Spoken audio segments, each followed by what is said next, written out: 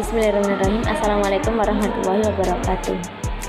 Perkenalkan, nama saya Vivi Lantisania. Saya dari kelas PAUD B dengan NIM 220105110010. Perkenalkan, nama saya Sylvia Minatus Saida, NIM 220105110008. Saya Nafisa dari NIM 220105110002. Saya Afalil Fadila, NIM 220105110006. Dan kami akan menjelaskan mengenai perkembangan sosial anak usia dini. Perkembangan sosial menurut Harlock merupakan perolehan kemampuan berperilaku sesuai dengan tuntutan sosial. Aspek perkembangan sosial anak usia dini sifatnya dinamis dan dipengaruhi oleh lingkungan dalam tiap-tiap tahap perkembangannya.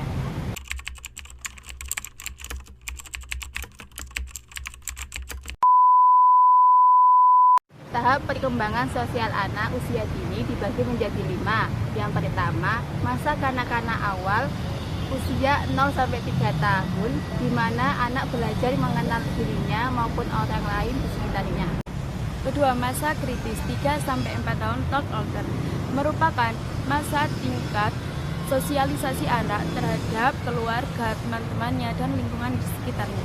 Yang ketiga, yakni masa kanak-kanak akhir usia 4-6 tahun. Pada masa ini, proses yang terjadi adalah proses dari subjektif menuju objektif. Pada masa ini pula, proses perkembangan sosial anak mulai terlihat dari segi perilaku, dari bimbingan awal orang tua.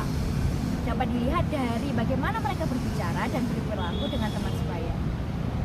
Dan keempat, masa prasekolah 6-12 tahun objektif, di mana masa anak sudah bisa bertanggung jawab pada dirinya sendiri dan bisa menghargai keputusan orang lain. Yang kelima, yakni masa kritis 2 dari usia 12-13 tahun atau prapuber. Pada masa ini, anak mulai memahami sifat orang lain secara individu, mulai dari sifat pribadi, minat, nilai-nilai, dan perasaan yang mendorong mereka untuk bersosialisasi dengan akrab dengan teman atau keluarga serta lingkungan di masyarakat.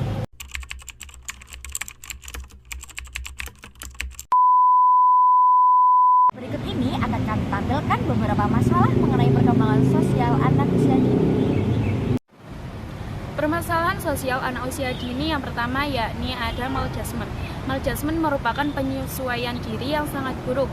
Maladjustment juga ada dua jenis. Yang pertama yakni anak puas dengan tingkah lakunya tetapi lingkungannya tidak bisa menerima itu. Seperti contohnya ada si anak yang bossy, yaitu anak yang suka berkuasa. Nah, pada waktu ini anak itu tidak merasa kalau dirinya itu melakukan kesalahan, tetapi lingkungannya tidak bisa menerima itu. Yang kedua yakni perilaku anak yang diterima oleh lingkungannya tetapi menimbulkan konflik yang berkepanjangan.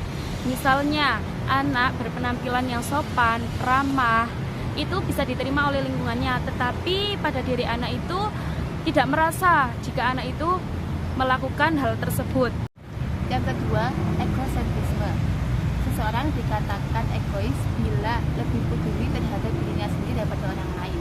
Mereka lebih banyak berpikir dan berbicara mengenai dirinya sendiri dan aksi semata-mata hanya untuk kepentingan pribadi. Umumnya, anak-anak masih egois dalam berbicara dan berpikir. Hal ini dapat merugikan dirinya dan sosial yang berkelanjutan.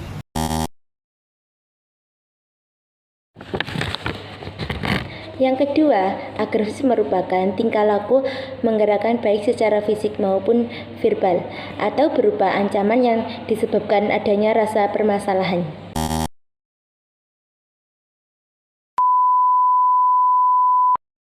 Setelah kami paparkan mengenai masalah-masalah perkembangan sosial anak usia dini, selanjutnya kami akan memaparkan mengenai cara penanganan dari masalah-masalah tersebut. Nah, yang pertama, adanya kesempatan yang diberikan kepada anak untuk bergaul dengan orang lain dari berbagai usia dan latar belakang yang berbeda. Yang kedua, anak tidak hanya berkomunikasi dengan kata-kata yang dapat dipahami, tapi juga dapat berkomunikasi dengan pembahasan-pembahasan yang menarik bagi orang lain. Yang ketiga, anak diberikan motivasi.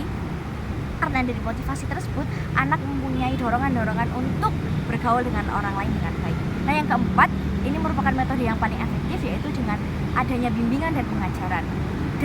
Karena ada dua tersebut, anak mempunyai model bergaul dengan baik kepada orang lain.